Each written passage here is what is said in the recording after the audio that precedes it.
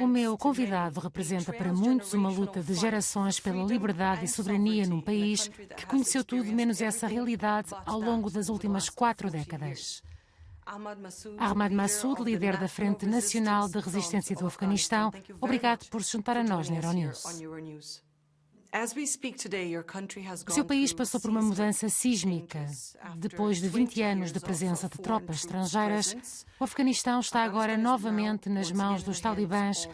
A sua vida foi arruinada, a sua província Panjshir foi oficialmente tomada pelos talibãs.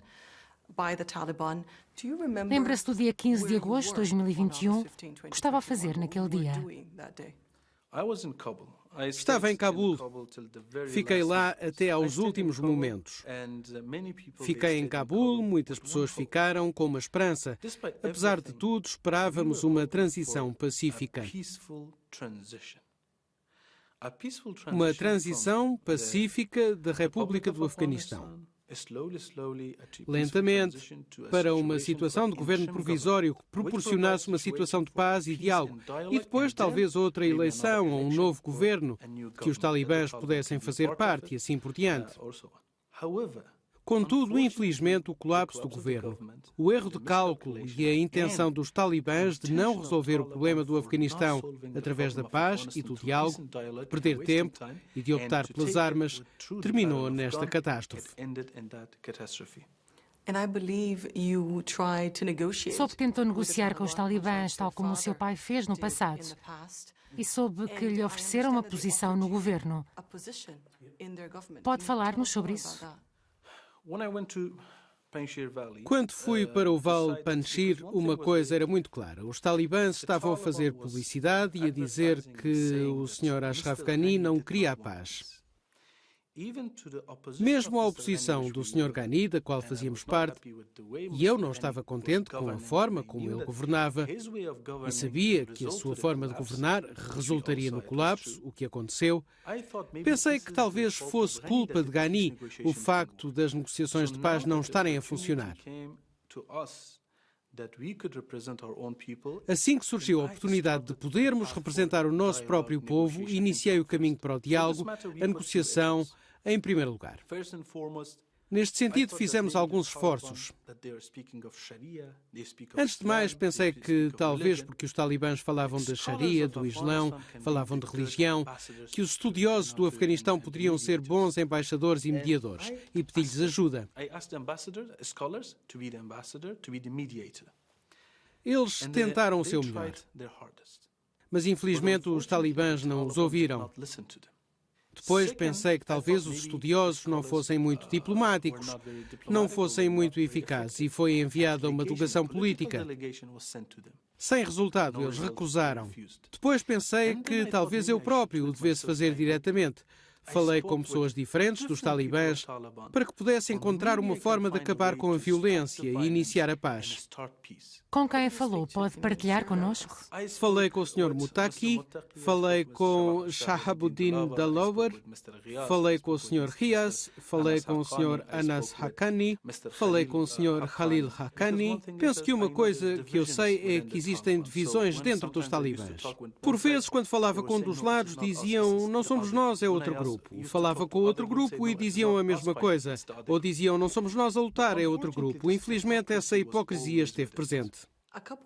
Alguns dias depois da queda de Cabul, de Panjshir, escreveu para o Washington Post e passo a citar: "Estou pronto para seguir as pisadas do meu pai. Os combatentes mujahideen estão preparados para voltar a enfrentar os talibãs. Temos armazéns de munições e armas que recolhemos desde o tempo do meu pai. O que aconteceu à promessa daquela luta? Onde está a resistência neste momento?" Os talibãs não reconhecem a existência da resistência. Vemos que conseguimos capturá-los, conseguimos até derrubar os seus helicópteros, conseguimos sobreviver aos duros invernos do Hindu Kush, conseguimos sobreviver com zero ajuda do exterior. É uma escolha ou a comunidade internacional simplesmente não está a prestar atenção à sua causa?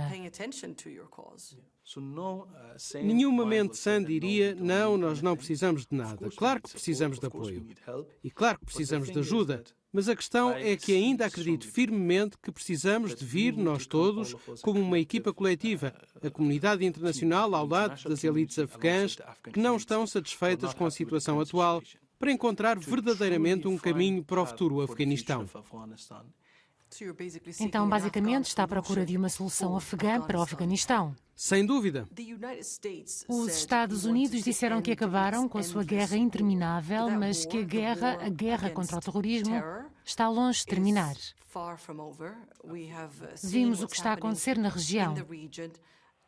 O senhor já alertou para os perigos do regresso dos talibãs relativamente a este aspecto, como referiu anteriormente que a Al-Qaeda está a operar no seu país e que talvez outros grupos estejam a ser acolhidos no Afeganistão pelos talibãs. Por que acha que o mundo simplesmente não está a ouvir? Por que é que ninguém faz nada? Penso que há duas razões. Não estamos a viver no mesmo mundo que em 2001. Vivemos num mundo em que o interesse nacional é agora muito mais importante que os interesses globais, que eram importantes em 2001. As pessoas pensavam a longo prazo, em vez de a curto prazo. Eu acredito que algumas coisas mudaram mesmo. Primeiro, nessa altura, a geração que estava mais próxima da experiência ou da era do pós-Segunda Guerra Mundial recordava e compreendia a importância da luta pela liberdade e pela democracia.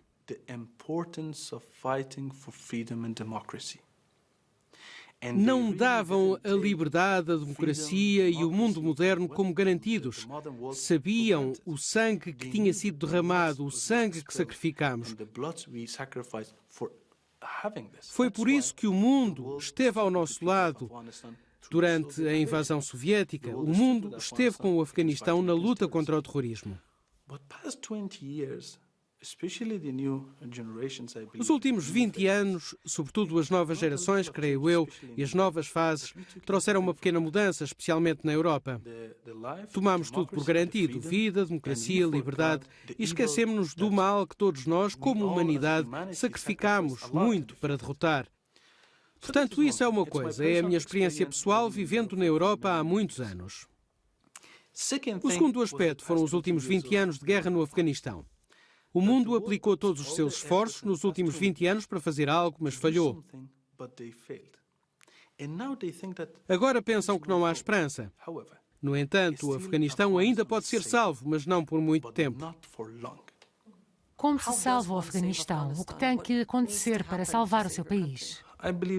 Creio que o mundo deve manter-se firme contra as exigências dos talibãs. O mundo, enquanto grupo coletivo, precisa de, em conjunto, não se envolver individualmente com os talibãs, deve envolver-se coletivamente com o Afeganistão. Todos os seus lados, todas as suas partes, todos os seus tipos e setores, para encontrar verdadeiramente uma solução para o Afeganistão, uma solução política ou um processo para preparar a situação do Afeganistão para um governo legítimo. Por que é que vai funcionar agora? Por algumas razões. Primeiro, os talibãs, após um ano no poder, mostraram que não são capazes de governar. Em segundo lugar, as pessoas percebem. No início havia muitas pessoas esperançosas. Chamavam-lhes mesmo os Talibã 2.0, talibãs moderados, mas vimos que era tudo falso. Eles são a mesma coisa. Em terceiro lugar, há divisões internas no seio dos talibãs. Existem alguns grupos que não estão satisfeitos com a situação, mas eles estão em minoria.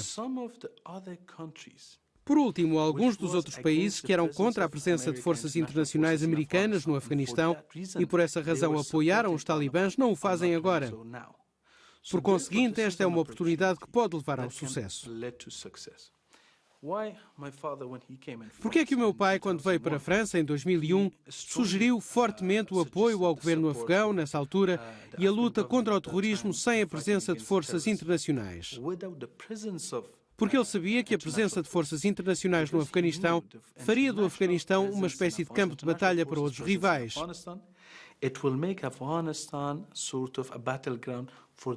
Porque todos sabemos que muitas superpotências que não gostam umas das outras têm os seus próprios jogos e as suas agendas.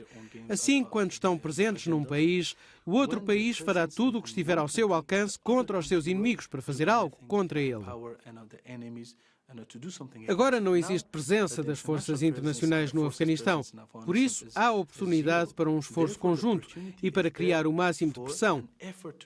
Acima de tudo, o povo, a nova geração, especialmente as mulheres, não querem que a situação continue. Portanto, prevaleceremos, seremos bem-sucedidos, mas precisamos da atenção e apoio do mundo agora, antes que seja tarde demais. Falou do seu pai, que continua a ser um símbolo extraordinário de uma luta em nome de valores que, e já o disse, o seu país partilha com o Ocidente. Acha que se o seu pai estivesse vivo, as coisas seriam diferentes? Absolutamente.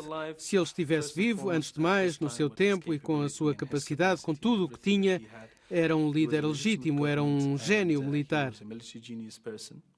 Ele sabia, na fase mais recente da sua vida e da luta contra os talibãs, em diferentes reuniões, especialmente com a imprensa e também quando fez uma viagem à Europa, mencionou que os talibãs já não tinham capacidade de nos derrotar militarmente.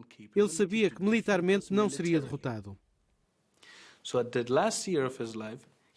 Foi por isso que a sua visita à Europa foi para iniciar uma nova fase, uma nova era, um novo tipo de processo. Tal como estou a dizer, para que todas as partes se reunissem para formar um novo governo no Afeganistão.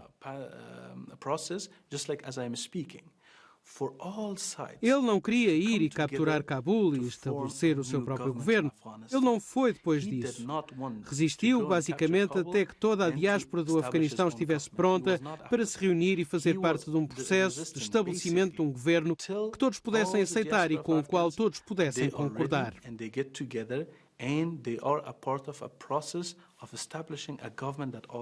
E era isto que ele estava a fazer e foi capaz de sustentar. Mas os talibãs sabiam-no, a Al-Qaeda sabia-o, e outros que se ele estivesse vivo não seriam bem-sucedidos.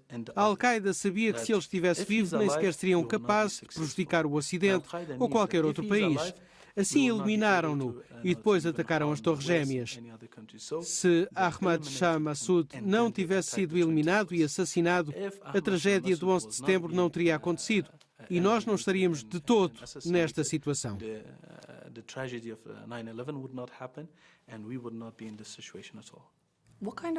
Que tipo de pai era Ahmad Shah Massoud? Do que é que se lembra? Lembro-me da sua gentileza. Lembro-me dele ser um professor muito rigoroso em ensinar-me arte, ensinar-me poesia e ensinar-me literatura. Ele adorava literatura persa, adorava poesia sufista. Era um homem muito forte e tinha aquele tipo de carisma, tinha aquele ambiente à sua volta. Quando estava com ele, sentia-me calmo. Sentia, não vai acontecer nada, ele está aqui.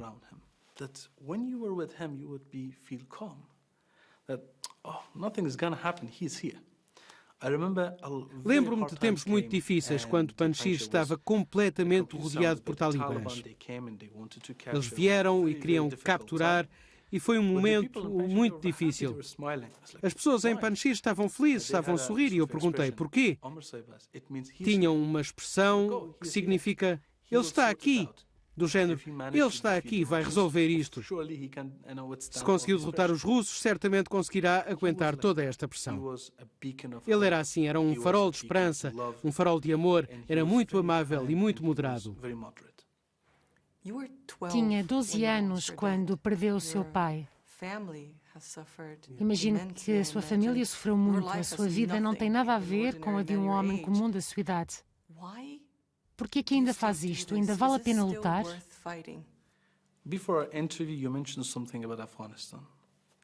Antes da nossa entrevista, mencionou algo sobre o Afeganistão, que se apaixonou instantaneamente pelo país. Bem, eu sou dessa terra, tenho sido abençoado. Algumas pessoas chamam-lhe maldição, mas sinto-me verdadeiramente abençoado por ter nascido naquela terra, por ter nascido com aquele povo, e aquele povo merece que as pessoas morram por ele. The people they deserve dying for. Ahmad Massoud, thank you very much for speaking to your news.